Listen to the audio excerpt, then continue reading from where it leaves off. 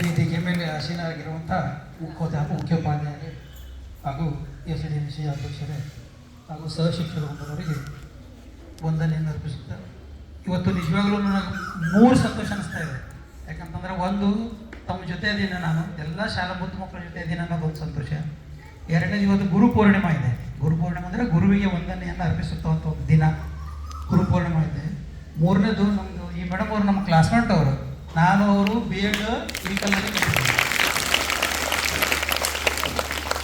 B.Edನ್ನು 91-92ರಲ್ಲಿ ಇರಬೇಕು, 91-92ರಲ್ಲಿ B.Ed ಅವರು ನಾವು ಕೂಡ ಇಲ್ಲಿ ಕಂಠಿ B.Ed ಕಾಲಲ್ಲಿ ಶಿಕ್ಷಣವನ್ನು ಪಡೆದ್ವಿ. ತದನಂತರ ಅವರು ಹೈಸ್ಕೂಲ್ ಟೀಚರ್ ಅಂತ ಆದರು.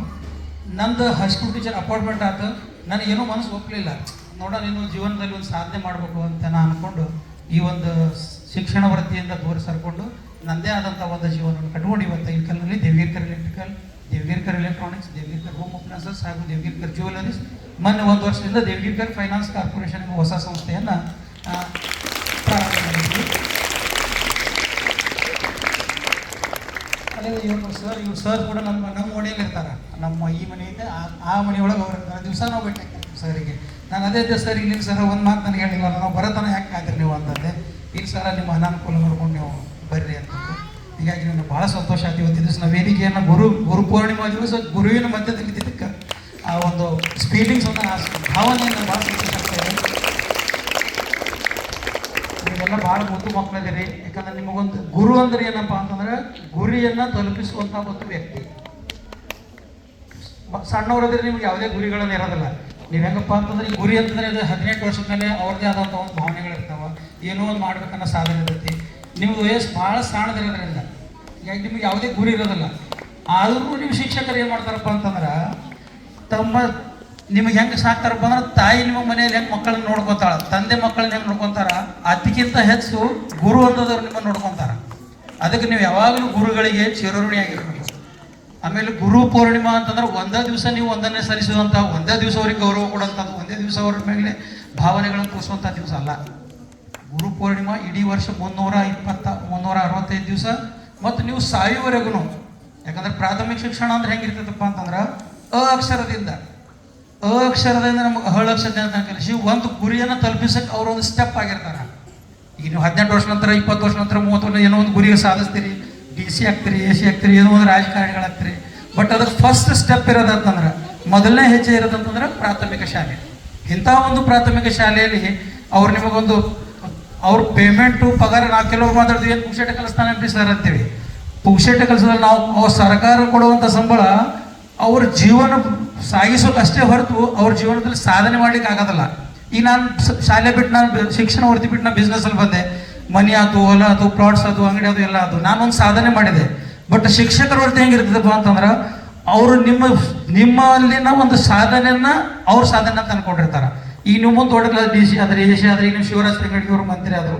ಅವ್ರಿಗೆ ಕಲಿಸಿದ ಗುರುಗಳಿಗೆ ಏನು ಹೆಮ್ಮೆ ಇರ್ತದಪ್ಪ ಅಂದ್ರೆ, ನನ್ನ ಕಡೆ ಕಲ್ತಂಥ ಒಂದು ಹುಡುಗ, ನನ್ನ ಕೈ ಕೆಳಗೆ ಕಲ್ತಂಥ ಶಿಕ್ಷಕ, ಒಂದು ವಿದ್ಯಾರ್ಥಿ ಇವತ್ತು ಆ ಹಂತಕ್ಕೆ ಹೋಗಿದ ನನ್ನ ಸಂತೋಷ ಇರುತ್ತೆ ಹೊರತು ನಿಮ್ಮಿಂದ ಅವ್ರು ಏನು ₹1 ಸಮೇತ ಅಪೇಕ್ಷೆಯನ್ನು ಮಾಡೋದು.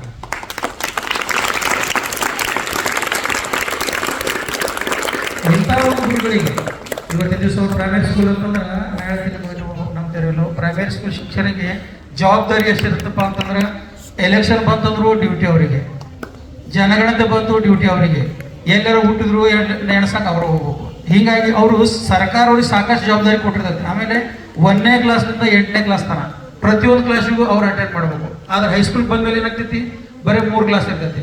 ಕಾಲೇಜ್ ಲೆಕ್ಚರ್ಸ್ ಇರ್ತೈತಿ 2 ಕ್ಲಾಸ್ ಇರ್ತೈತಿ. ಪಗಾರ ಇವ್ರದ್ದು 2 ಪಟ್ಟು ಇರ್ತೈತಿ.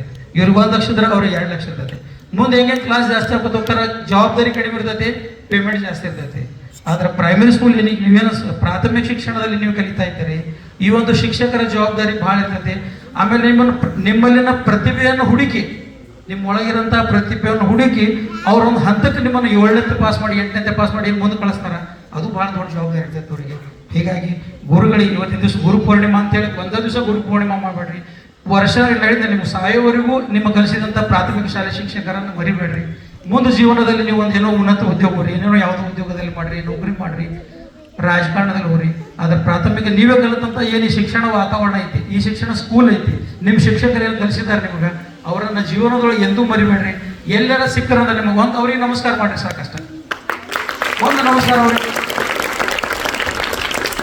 ಆ ಒಂದು ಗುರುಭಾವನೆ ನೀವೇನು ಭಕ್ತಿ ತೋರಿಸ್ತೀರಿ ಅದು ಅವರು ಪಟ್ಟಂತ 30-35 ವರ್ಷದ ಪರಿಶ್ರಮವನ್ನು ಸಾರ್ಥಕವನ್ನಾಗಿಸ್ತೈತೆ. ಇಂಥ ಒಂದು ಸಂದರ್ಭದಲ್ಲಿ ಅವರಿಗೆ ನಾವು ಮತ್ತೊಮ್ಮೆ ಗುರು ಪೂರ್ಣಿಮೆ ಎಲ್ಲ ಗುರು ಬಂದವರಿಗೂ ಮನಪೂರ್ವಕವಾಗಿ ವಂದಿಸುತ್ತಾ ತಾವೆಲ್ಲರೂ ಚಪ್ಪಾಳೆಯವರಿಗೆ ಅವರು ಧನ್ಯವಾದಗಳು. ಇವತ್ತಿನ ದಿವಸ ನನಗಿಲ್ಲ ಈ ಒಂದು ಸ್ಕೂಲಿಗೆ ಆಹ್ವಾನ ಮಾಡಿ ನೀನು ಬಂದಿದ್ದ ಸರ್ ಇಲ್ಲ ಬರೀ ಸರ್ ಯಾವಾಗ ಬೇಕಾದ್ರೂ ಬರ್ರಿ ಅಂದರು. ಭಾಳ ಸಂತೋಷ ಆಯಿತು. ಮತ್ತೆ ಮುಂದಿನ ವರ್ಷ ಕೂಡ ದೇವರು ನನಗೆ ಶಕ್ತಿ ಕೊಟ್ಟರೆ ನಾನು ಸಾಯೋರಿಗೆ ಮಾಡ್ತೇನೆ. ಮುಂದಿನ ವರ್ಷ ಕೂಡ ನಾನು ಹೋದ ವರ್ಷ ಬಂದಿದ್ದೆ, ಹೆಚ್ಚು ಕಮ್ಮಿ ಹುಡುಗರಿಗೆಲ್ಲ ನೆನಪಿರಬೇಕು. ಮತ್ತೆ ಮುಂದಿನ ವರ್ಷ ಕೂಡ ನಾನು ಬರ್ತೀನಿ. ನಾನು ಕೊಡೋದು ಸೇವೆ ಸ್ವಲ್ಪ ಅಂದರೆ ಊಟದಲ್ಲಿ ಒಂದೇನೋ ಉಪ್ಪಿನಕಾಯಿ ಇದ್ದಂಗೆ ನಾನು ಕೊಟ್ಟಿದ್ದೆ. ಬಟ್ ಅದನ್ನು ನೀವೇನು ಮಾಡ್ಕೊರಂತಂದ್ರೆ ಜೀವನದಲ್ಲಿ ನಿಮ್ಮದು ಮೋಟಿವೇಟ್ ಅಂದ್ರೆ ನಿಮ್ಮದು ಒಂದು ನಿಮಗೆ ಒಂದು ಸ್ಥೈರ್ಯ ಆಗಬೇಕು. ಏನಂತಂದ್ರೆ ದುಡ್ಡು ನಾನು ಆ ದುಡ್ಡನ್ನು ಬೇಕಾದ್ರೆ ಬೇರೆ ಕಡೆ ಹೇಳ್ತೀವಿ ಮಕ್ಕಳು ಏನಾರು ಖರ್ಚು ಮಾಡ್ಬೋದಾಗಿತ್ತು. ಬಟ್ ನನ್ನ ಮನಸ್ಸು ಏನಂತಂದ್ರೆ ಮಕ್ಕಳಲ್ಲಿ ಆ ಭಾವನೆಯನ್ನು ಕಾಣಬೇಕು. ಮುಂದೆ ಬರೋ ಮಕ್ಕಳು ನೀವೆಲ್ಲ ಮುಂದೆ ದೇಶದ ಸ್ವಾಭಿಮಾನಿ ವಿದ್ಯಾರ್ಥಿಗಳು, ಸ್ವಾಭಿಮಾನಿ ಜನರಾದ್ಮೇಲೆ ನಿಮಗೆ ಆ ಭಾವನೆ ಕೂಡ ಬರ್ಬೇಕು. ನಾನು ಏನೋ ಒಂದು ಸ್ಕೂಲಿಗೆ ಮಾಡಬೇಕು, ನಾನು ಕಲ್ತು ಶಾಲೆ ಇದ್ದೆ, ನನ್ನ ಕಲ್ತು ಗುರುಗಳಿದ್ದಾರೆ, ಈ ಒಂದು ಸ್ಕೂಲಿಗೆ ನಾನು ಏನೋ ಒಂದು ಸಹಾಯ ಮಾಡಬೇಕು ಅನ್ನೋ ಭಾವನೆ ಬಂತಂದ್ರೆ ಅದಕ್ಕಿಂತ ದೊಡ್ಡ ನಿಮ್ಮ ಶ್ರಮ ನಿಮ್ಮ ಶಕ್ತಿ ಮತ್ತೊಂದಲ್ಲ ಅಂತ ಹೇಳ್ಕೊತ ಇವತ್ತಿನ ದಿವಸ